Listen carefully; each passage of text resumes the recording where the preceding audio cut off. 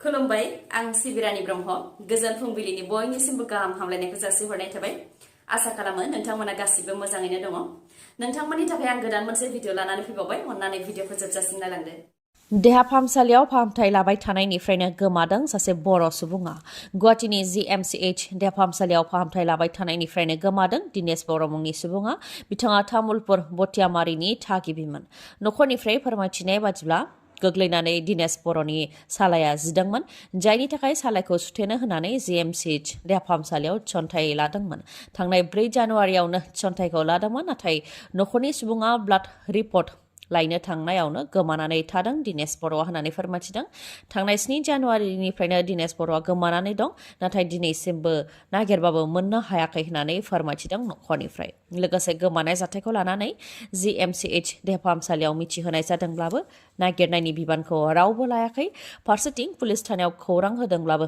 जेबो फिथाय मोननो हायाखै होननानै फोरमायथिदों बेनिखायनो सोरबाफोर दिनेश बर'खौ नुसनबायोबा खौरां हरनो थाखाय नखरनिफ्रा खावलायहरदों दिनेश बर'खौ नोंथांमोना सावगारियाव नायनानै लानो हागोन आरो खौरां हरनो थाखाय जानबुं नाम्बारा 8200889053 फुजा होफुबाय थानायावनो लुथिनाय जाथाय फारियै गंथाम नखराव सिखावनि उदखार सनितपुर जिल्लानि भालुकफुं 1 नं सान्तिपुर गामियाव जादों सिखावनि उदखार सिखाव खावजानाय नखरनिफ्राय फोरमायथिनाय बादिब्ला चारिदुवार आन्सलिकनि धोरोमनि जयग होनायाव थांदोंमोन बे समावनो न'आव रावबो गैयैखौ खाबु लानानै सिखावा थाला देखावनानै न' सिङाव हाबदों आरो न'आव थानाय सना रुफाजों लोगोसे रांखौ खावनानै लांदों फोरमायथिनाय बादिब्ला गन्थंनि नाफाकुल 3 जरासे फुटखुरि सना रुफानि आसान आरो रुफानि माला दोंसेखौ सिखावा खावनानै लांदों होननानै फोरमायथिदों बेनि अनगायैबो धोरोमनि रां दोनग्रा खौथानिफ्रायबो रां दिहुननानै लांदों होननानै फोरमायथिदों आरो बे खावनाय जाथायाव गामिनिनो सोरबा सुबुंनि आखाइ थानायनि सन्देह खालामदों मानोना रावबो गैयैनि खाबु लानानै गामिसेनिनो गंथाम नखराव सिखावा उदखार खालामलांदों बा सिखावा खावदों होननानै फोरमायथिदों माब्लाबाबो एर'प्लेन बायनो हाया होननायनि उनाव बेनि चेलेन्ज लानानै एर'प्लेन बायनायनि उनाव एर'प्लेनखौ रेस्टुरेन्ट महर होनो थाखाय शिबसागर फारसे लानानै फैनायाव जाफुंसार जाबाय सासे फालांगिरिया शिबसागरनि हरिप्रसन्न हाजरिकाया मुम्बाइनिफ्राय एयारबासखौ शिबसागर फारसे लाबोनायाव जाफुंसार जानो हाबाय दिनै शिबसागर फारसे सौहैगोन एयारबासआ 118 फिटनि एयारबासखौ एयार इन्डियानिफ्राय कौटि राङाव बायदों बिथाङा एर'प्लेन बायनो हाया होननानै सासे सुबुङा बुंनायनि उनावनो बेखौ चेलेन्ज महरै लानानै एर'प्लेन बायनायनि सिमां सुजुदोंमोन हरिप्रसन्न हाजरिका बिथाङा दा बिथाङा गावनि सिमांखौ मोगथाङाव जाफुंहोनो हाबाय एयारबासखौ मुम्बाइनिफ्राय आसाम फारसे लाबोनायाव जाफुंसारनो हाबाय बिथाङा गोबां जेंनाजों मोगा-मोगि जाबोनो गोनां जादोंमोन लाबोनाय समाव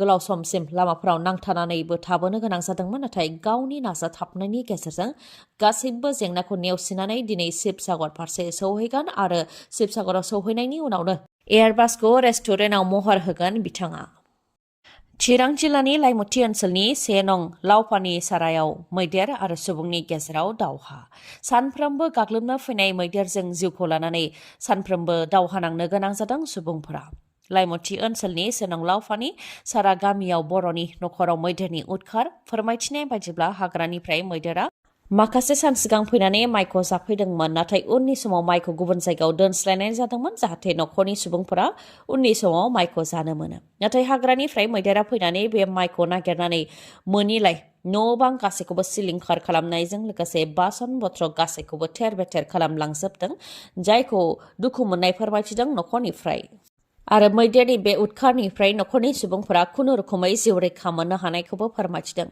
जायनाखि नखरा दुखुथिया बेनिखायनो सोरखारनिफ्राय एसेब्लाबो मदद मोननो हास्थायनायखौबो फोरमायथिदों नखरनिफ्राय मैदेरनि उदखारनि सायाव फोरमायथिबावदों दि थांनाय सानथाम सिगांनिफ्रायनो हाग्रानि मैदेरा फैनानै सुबुंफोरखौ थाद'नाय गैयै हाराहास्ति खालामफैदों जायनि थाखाय सुबुंफोरा जिउजों गेलेनो गोनां जादों होननानै फोरमायथिदों मैदेरा सोरखौबा गाग्लोबनो होसोयोब्ला गुबुन फारसेनिफ्राय सोदोब आरो टर्च सुहरनानै होयोब्ला सोदोब हरग्रा सुबुंखौ मैदेरा होसोयो बे समावनो गुबुन सासेया खारनो खाबु मोनो बेबायदिनो मैदेरजों जुजिनो गोनां जादों होननानै फोरमायथिदों फारसेथिं गामिनि रायजो राजाफ्रा मैदेरनि उदखारनिफ्राय रैखा मोननो थाखाय सलार बेटारिबो होनानै दोनदोंमोन जेराव मैदेरा नाङोब्ला सोदोब होयोमोन नाथाय मैदेरा जेबो खहा जायामोन नाथाय बेखौबो सोरखारनि फारसेनिफ्राय बोखारनानै लांफिनबाय होननानै फोरमायथिदों बेनिखायनो मैदेरनि उदखारनिफ्राय रैखा खालामनो जाहाथे सोरखारा राहा लायो बेनि थाखायबो रायजो राजाफ्रा खावलायहरो। बक'नि सान्थिफुरावबो मैदेरनि गाग्लोबनायाव जिउ खोमानो गोनां जादों अनिल राभा मुंनि सुबुङा। फोरमायथिनाय बायदिब्ला हाग्रानि मैदेर फैनायखौ खौरां मोननानै जौ फेनाय अनिल राभाया मैदेर नायनो थाखाय न'निफ्राय ओंखारलांदोंमोन। बेयावनो मैदेरजों गाग्लोबजानानै थैनो गोनां जादों अनिल राभाया। मोसौ खावनानै लाबोनायनि सन्देह खालामनानै गारियाव अर सावनानै होनाय जाथाय जादों। नंगौ, जों बयबो मिथिगौ दासान्दि मोसौ खावनाय जाथाया गोबां जाफ्लेबाय थादों जोंनि रायजोआव। मरिगावनि बिहुबारियाव जादों बे गिथावना जाथाया। धरमतल पुलिस थानानि सिङाव थानाय बिहुबारियाव मोसौ खावनायनि सन्देहआव AS02 DC 2504 नम्बर थानाय गंसे टाटा मबाइल गारिखौ अर सावनानै होनाय जाथाय जादों।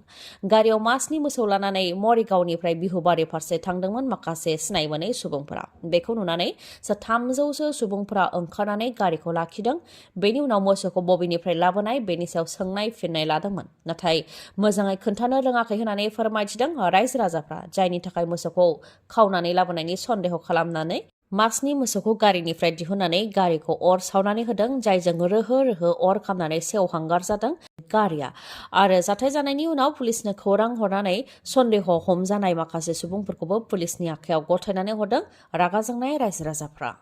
सांग्रांथि फोसावनाय 14 जानुवारिसिम गोबां खुवा खुनाय जागोन रायजोआव। आसामनि दाब दाब जिल्लायाव गोबां खुवा खुनाय जागोन, जेरै Dhubri, South Salmara, Mankachar, Goalpara, Kokrajhar, Barpeta, Bongaigaon, Nalbari, Kamrup rural, Kamrup metro', Darrang, Morigaon आरो नगाव बेफोर जिल्लायाव गोबां खुवा खुनाय जागोन। इन्डिया मेटेरलजिकेल डिपार्टमेन्ट IMD निफ्राय बे सांग्रांथिखौ फोसावदों। मिथिहोबावनाय दि खुवा गोबां खुनायनि थाखाय बे साननैसोआव लामानि जाब्रथाय जानायाबो गोबां बांदों। फारसेथिं माहारियारि राजा लामायाव लामा बानायनायनि खामानि मावबाय थानायनि थाखायबो जाब्रथाय जानाया बांदों। बेनिखायनो बे साननैसोआव हान्थामेलाजों हान्थिनायाव सांग्रां जानाया गाव गावनि थाखायनो गाहाम जागोन। फोरमायथिनो गोनांदि बिटिआरनि चिरां, बाक्सा आरो उदालगुरिनि थाखाय जेबो सांग्रांथि फोसावाखै भारतनि बोथोर बिगियाना। लावखार ओंखाम जानो थांनाय गारिया जाब्रथाय। गारिखौ सामलायनो हायैयाव गंफानि उनाव गंफा गासै 3 मटर साइकेलखौ सौख्रांलांदों। बेनि उनाव गावसोरबो बेलथायहैदों, जायजों गोब्राबै जोखोम जानो गोनां जादों गारिनि सुबुंफोरा। AS07S 6907 नाम्बार प्लेट थानाय गंसे साखा खब्रै गारिया बगिनेडी हिल्स क्षेत्रआव लावखार ओंखाम जानानै थांदोंमोन। बेयावनो गारिखौ सामलायनो हायैयाव गंफानि उनाव गंफा मटर साइकेल गासै 3 मटर साइकेलखौ सौख्रांदों। बेनि उनाव फांसे सिलिका दंफाङाव सौख्रांहैनानै गारिया बेलथायहैदों, जाय जाथायजों गारि सिङाव थानाय सुबुंफोरा गोब्राबै जोखोम जानो गोनां जादों। फोरमायथिनाय बायदिब्ला साखा खब्रै गारिनि सिङाव हौवा हिन्जाव गासै 4 सुबुंफोर दंमोन। बिथांमोन गासै 4आबो गोब्राबै जोखोम जानो गोनां जादों होननानै मिथिहोदों। लकसभा बिसायख'थि जानो थाखाय गेजेराव आरो माखासे दानल'सै। लकसभा बिसायख'थिखौ लानानै बिटिसिआव गोख्रों जादों UPPL, BPF आरो BJP राजखान्थि दोलोआ। नाथाय बे खेबाव BPF राजखान्थि दोलोआव लाइमोनफोरनि मैखोमै बाहागो लानायखौ नुनो मोननाय जादों। दासान्दि BPF दोलोआव लाइमोनफोर जयेन जाबाय थानायखौ नुनो मोननाय जादों। फिन मसलपुर आरो सालबारि जिल्ला लाइमोन BPFनि बानजायनायाव मसलपुराव जयनिं हाबाफारि खुंदों, जेराव लाइमोनफोरखौ मैखोमै बाहागो लाफैनायखौ नुनो मोननाय जादों। 600सो सेंग्रा सिख्ला आरो फरायसाफोरा BPF दोलोआव हाबदों होननानै फोरमायथिदों हाग्रामा महिलारि बिथाङा। लाइमोनफोरा राजखान्थि फोथाराव ओंखारनायनि सायाव हाग्रामा महिलारिया बुंथिदों दि जों आरो बेसेबां सालायबावनो, उनाव बिटिसिखौ सालायनांगौनि बिबाना लाइमोनफोरनि आखायावनो। आरो फैगौ लकसभा बिसायख'थियाव BPF दोलोआनो देरहागोन होननानैबो दाबि खालामो हाग्रामा महिलारिया। बेनि अनगायैबो बे 3 बोसोराव प्रमद बर'आ बेसेबां खामानि मावदों आरो रायजो राजाफोरखौ बेसेबां थगायदों बेखौ रायजो राजाफ्रा नुगासिनो दं आरो बेनि फिननायखौबो प्रमद बर'आ मोनगासिनो दं होननानै बुंथियो हाग्रामा महिलारिया। बिटिआरनि गरेस्वराव आयेन बेरेखायै खुलिनाय 3 दंफां मिलखौ हमदों। गरेस्वरनि सिङाव थानाय झारखाना ओनसोल, सिल्किझार ओनसोल आरो नाराबारि ओनसोलाव थानाय आयेन बेरेखा दंफां मिलखौ हमदों।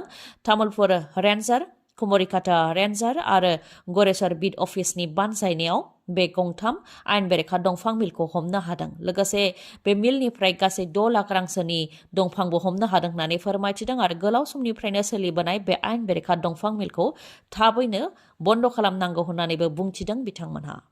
गोजोन्थाव खौरां, मागो दमासि फोरबोनि समाव काजलगावनि MMH हन्डा श'रुमा नोंथांमोननि थाखाय जोबोद गोजोन्थाव अफार लानानै फैदों।